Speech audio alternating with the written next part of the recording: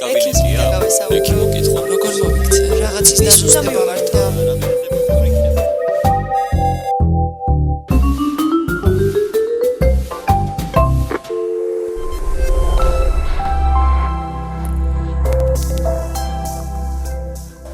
ქირურგიის ეროვნულ ცენტრში გლაუკომის დიაგნოსტირებისთვის ჩვენ ვიყენებთ თანამედროვე ტექნიკას, რომლის საშუალებითაც ჩვენ შეგვიძლია აღმოვაჩინოთ ეს ვერაგი დაავადება მის საწყის ეტაპზევე.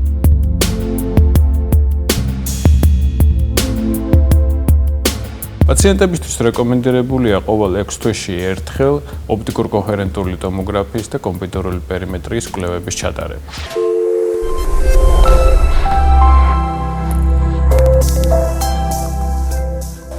გლაუკომის მართვა ადრე წარმოადგენდა საკმაოდ რთულ ამოცანას. დღეს თანამედროვე ტექნოლოგიური პროგრესის წყალობით ეს აღარ არის უკვე ისეთი რთული ამოცანა. ჩვენს კლინიკაში ვიყენებთ ყველაზე თანამედროვე მკურნალობის მეთოდებს, რისის წყალობითაც ჩვენ შეგვიძლია საკმაოდ მალევე მივაღწიოთ სასურველ თვალში გაწნევას. პაციენტებს დიდი ხნის განმავლობაში შეუნარჩუნოთ კარგი მხედველობა და ეს ყველაფერი გავაკეთოთ მინიმალურ ინვაზიური მეთოდებით. რისთვისაც ჩვენ ვიყენებთ თანამედროვე ლაზერულ სისტემებს.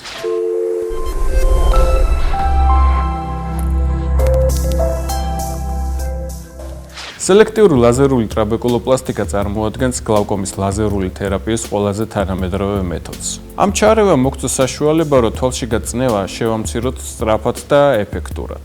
ეს პროცედურა არის მინიმალურ ინვაზიური და არ არის დაკავშირებული არანაირ ტკივილთან და დისკომფორტთან.